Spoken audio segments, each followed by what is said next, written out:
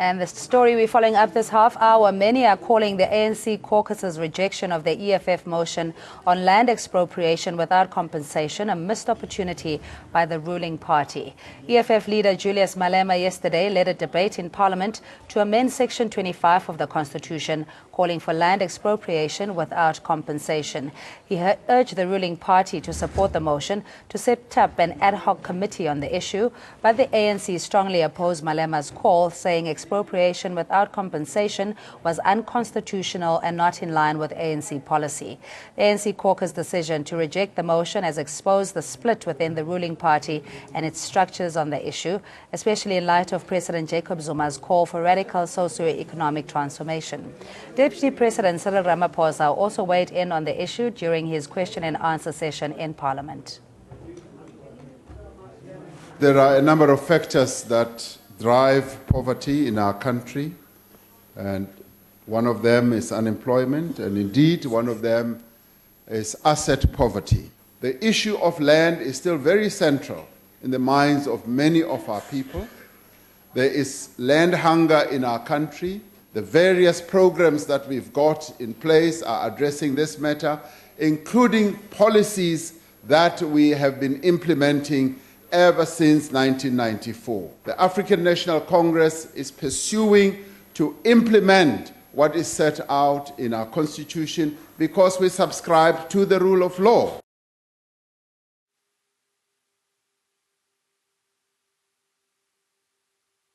Expropriation clause in the who claim to be radical enough and who want radical change today should actually be in the forefront of agreeing that this Constitution must be changed to make it possible for our people to own the land.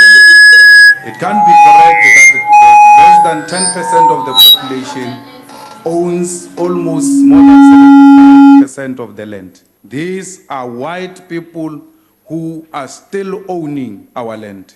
We remain a conquered nation, even when we claim to have democracy. We cannot keep on saying South Africa belongs to all who live in it, yet we have nothing to show. Today, the ANC should come with the EFF. There is 6% available. We give it to you without no condition to amend the Constitution and take the land. Restitution process is slow due to many reasons, such as the high prices of land, the conflicts amongst beneficiaries, the court cases taking long to be concluded, and some beneficiaries opt for financial compensation instead of land.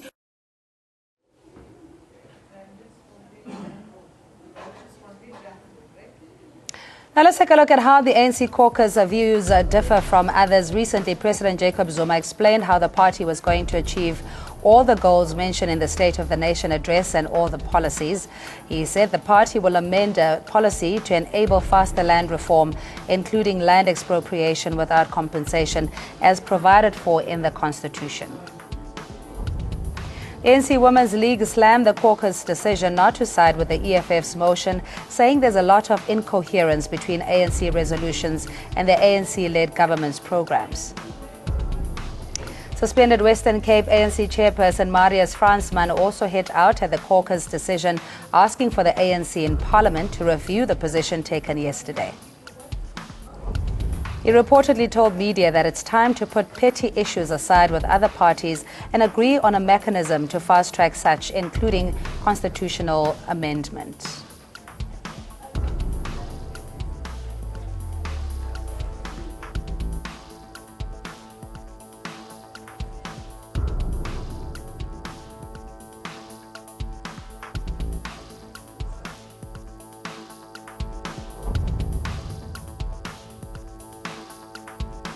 And joining us live in studio, Tsepo Khadima, political analyst. We're expecting Lindsay Master, Black First, Land First spokesperson, and Marius Fransman, Western Cape chairperson, or former Western Cape chairperson.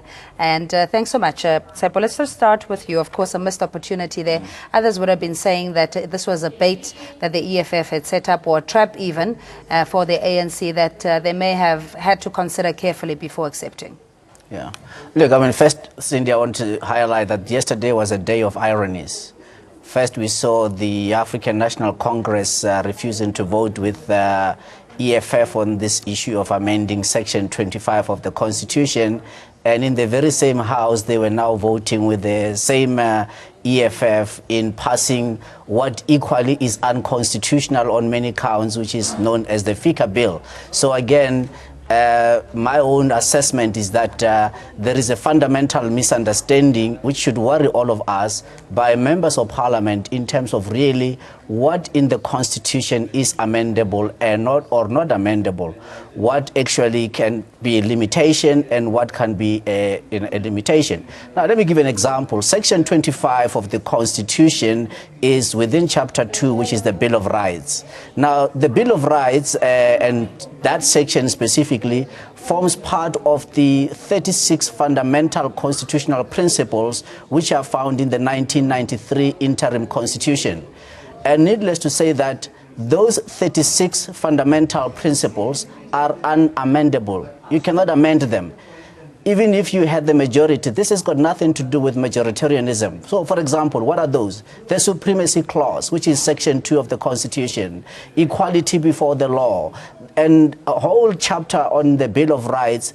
Those are, you what cannot about the amend land expropriation? Land expropriation, remember on Section 25, and I think this is my own reading is where the fundamental misunderstanding is. Expropriation or compensation for land to be expropriated for good cannot be the same as land acquisition. So therefore, how would the state, the government, which is required in terms of the Constitution to ensure that the constitutional rights that are promised, there is legislation that can bring them into effect. One of them on this issue of land restitution, which by its very nature is constitutional in that ordinary citizens who were dispossessed following the 1913 Land Act, they therefore have to be restituted, and therefore it is constitutional. But the issue being that payment for or acquisition, where there's a willing buyer, willing seller, that could never have been seen as an instrument of being able to achieve restitution. Restitution has to be achieved through expropriation. Now, expropriation, there has to be a legislation, and that legislation, unfortunately, there has to be compensation. And compensation cannot be the same as payment for acquisition. So what am I saying? Is that it should therefore not be prohibitive. The state should ordinarily, through legislation, not through the amending of the Constitution, through legislation, they should be able to then bring into effect. So the question is, what has constrained the African National Congress government all of these years from tabling legislation in a parliament where they've got the majority to actually bring about restitution? And restitution by its very nature will then talk to that element of radical socio-economic transformation. And legislation is the only effective instrument, but the amending of the Constitution was a non-starter because they were trying to amend that which is unamendable. All right, let's get a view from Land First, Black First, spokesperson Lindsay Maasdorp. Good evening to you, and thanks so much for joining us. So a little bit of clarity there. What Sepp was saying is that in effect, the ANC couldn't do much in changing the legislation. There are certain principles that are simply not amendable based on agreements for as long as we live. Lindsay, what's your view? This is true, but it's important to note that black people, unfortunately, within Parliament sided with a racist policy that entrenches black oppression. But I think very important to understand is that we always talk about state capture. Who controls the state? Who controls the Parliamentary Caucus of both the ruling party and the EFF and all other opposition parties? It is Johan Rupert and white monopoly capital at large. So it's important to understand that yesterday when EFF goes in and puts the motion to the table and to Parliament, it's an understanding that the motion will not be adopted. White people knew, or Johan Rupert and white monopoly capital understood fundamentally that the motion would not be adopted, and there would be no contestation to further expose the entrenchment of black oppression via the Constitution. So it was a non-saga, actually. Julius Malema, and you can even see when he smirks when the ANC rejects it, is because he knew how it would play out. He knew that the ANC caucus, Parliamentary Caucus, which is aligned to Johan Rupert and white monopoly capital via the Chief Whip, Jackson Mthembu, and Cyril Ramaphosa. He knew how it would play out. So then the question becomes, who is running the country? Who has the say over the ANC? We know that President Jacob Zuma has control over the branches of the ANC, and he's got fundamental powers in the ANC at that level. But in the Parliamentary Caucus, he does not have that power. So it then means that the next step is very important for President Jacob Zuma. He must reshuffle cabinet. He must ensure that he has people within Parliament who can action. But also fundamentally important is that we must not use the issue of land as a parliamentary tool to disturb or to show ourselves as better or to worse. Land is a fundamental issue for black people. There's black first, land first. We say fundamentally, black people must unite. So we can't trust an anti-black parliamentary system. We must go and occupy land, but particularly used, white-owned, arable land, Johan Rupert's land in particular. We must go and expose stay on the line the for me. fundamental Sorry, Lindsay. We just have to get a voice quickly from Marius Fransman, former Western Cape ANC chairperson. Mr. Fransman, just from what we understand now, what Section 25 really means, in effect, that you simply cannot change it; it's cast in stone. That you can't, amend the expropriation without compensation clause. Why are you critical of the caucus for then having decided to follow the ANC policy route and what's in the Constitution? No, I think it's very, very clear that the ANC's position is clear. And I'm not the former chairperson, I'm the current chairperson. There is a group that's trying to suspend me, and that's understandable because I don't agree with the very fundamental issues of some. But the issue is not, the ANC policy are clear. The basis of what we're dealing with is the fact that land reform is a necessity in South Africa. 22 years into our democracy, the ANC at Mangaung, and I was at that Mangaung conference, we actually said the question around willing buyer, willing seller, that we should actually get that scrapped. Secondly, that the question around the pre-1913, the 1913 Land Act and the dispossession of our people, most land in South Africa were dispossessed prior to 1913. And therefore, in order to deal with the policy position of the ANC, we therefore have to change the Constitution and make sure there's an amendment to that process. And that will then benefit the Khoi, the San, the Bushman, and the many indigenous communities. The third important question that you've just raised, again, what is the policy position of the ANC? That very clearly the expropriation of land without compensation, in particular for land reform processes, and in particular, as the manifesto, as well as the policy position of the ANC at Mangaung said, if land was stolen and taken in wrong ways from the people, in those cases we must be able to amend the Constitution to effect compensation without, or expropriation without compensation. So I do disagree fundamentally if there is suddenly a new position that is emerged that's outside of the context of the Constitution.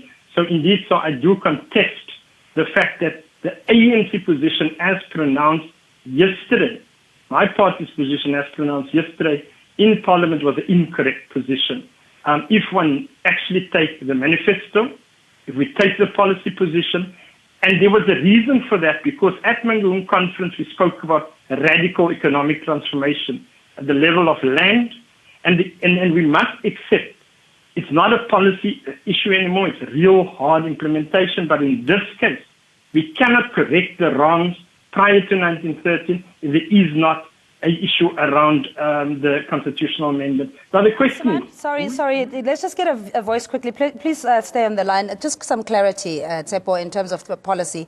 Where are we going? Because there's a level of ambiguity or confusion. One, the ANC policy and what the Constitution says. What is able to be amended so that we can expedite this issue on land? Yeah, that confusion, I think, is going to cause the African National Congress a great deal. In fact, if anything, the African National Congress has been leading in this regard in terms of clarifying, but also educating the greater South African public and highlighting the importance of land restitution and that of transformation or socio-economic transformation. Look, the economic freedom fighters certainly had the right political rhetoric. They wanted to apply an incorrect instrument, being the amendment of the Constitution. But on the other hand, we saw the ANC lacking the right political rhetoric or the relevant political rhetoric, but also not even being able to come up with an alternative, which should have been to say, yes, we agree that land restitution, that transformation, these are fundamental and they are critical, they restore.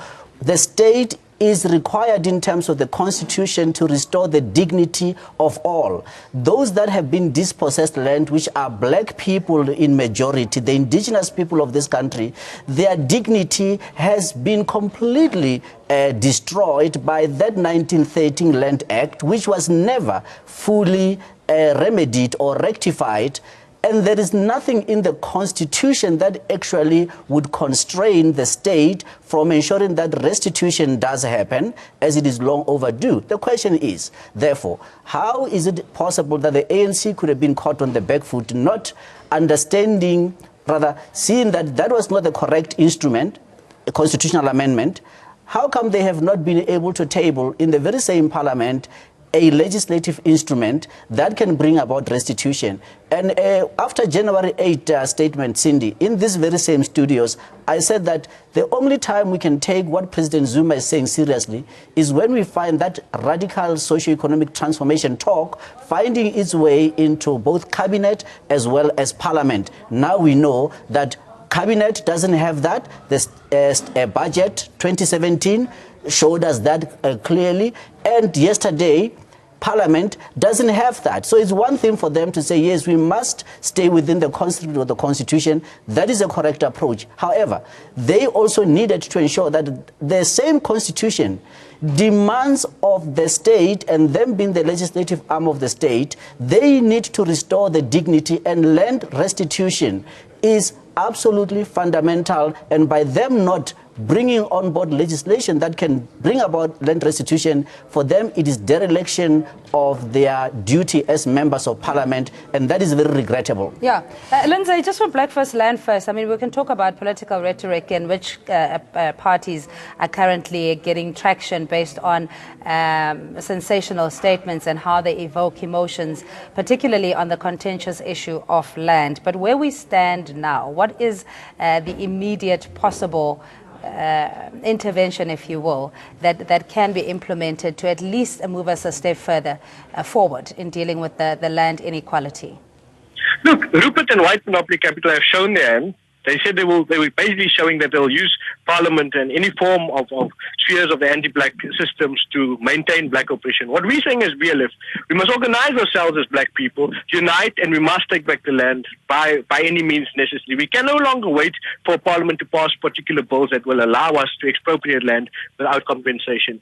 Of course, at the same time, we demand that Jacob Zuma reshuffle the cabinet and create an ANC cabinet that finds expression in what he says, because he did say that land should be expropriated without compensation. But we will not wait for him to do that. If he doesn't show that hand and show that power and actually exemplify the leader of this, as the leader of this country, as the leader of the ANC, we will continue to do our work as BLF, unite black people around through our land petition and around the land question, and ensure that black people fundamentally take back the land by any means necessary. We won't be caught up in this dilly-dally by white power using the EFF and the anti-Zuma, anti-black liberation segment of the ANC in the Parliamentary Caucus to let us get caught up in rhetoric while we remain landless. We will respond to landlessness as black people, unite together, and take back the land by any means necessary. An opinion or perspective from Mr. Fransman. Thanks for staying with us. I mean, the ANC has been seen to score its own goals recently, the factionalism, infighting, and all sorts of other shenanigans. How would the party recover from, for one thing, just having one voice on the issue of expropriation of land, and also to have the necessary programs to back it up within cabinet and government in general? Thank you. I'm making a very important point, that I'm saying the manifesto and the Mangaung conference, and let me quote it, explicitly said at the 53rd conference around Section 25 of the Constitution that expropriation should be reflected on. Willing buyer, willing seller must be replaced with just and equitable principles in constitutional for land reform, and expropriation of land without compensation should immediately be reflected on where the state is acquiring land for reform purposes. That essentially verbatim out of the Mangaung Conference resolutions. Anyone that is moving away from that and is saying that the Constitution of South Africa doesn't allow it, doesn't take into account the fact that we've taken 5,000 delegates has taken a conference resolution about that matter, that we should amend the South African Constitution, because the Constitution is limited at that particular level. And 22 years into our democracy, we cannot continue like that. The second thing is, there is no middle road when it comes to land reform. There is a disposition that has taken place, and we must act. The principle land in itself, we must remember how did colonial rule and apartheid masters activated things? They actually dispossessed land, because then you speak resources, then you speak redistribution, then you speak transformation. And my approach is, let's act on our policy position. The country should not be, in a sense, put into a situation where there's an assumption that that's not the policy position that I've just articulated. That is the policy position of us. Then, and what we must do. I'm sorry, Mr. Fransman. Thanks indeed for your time. And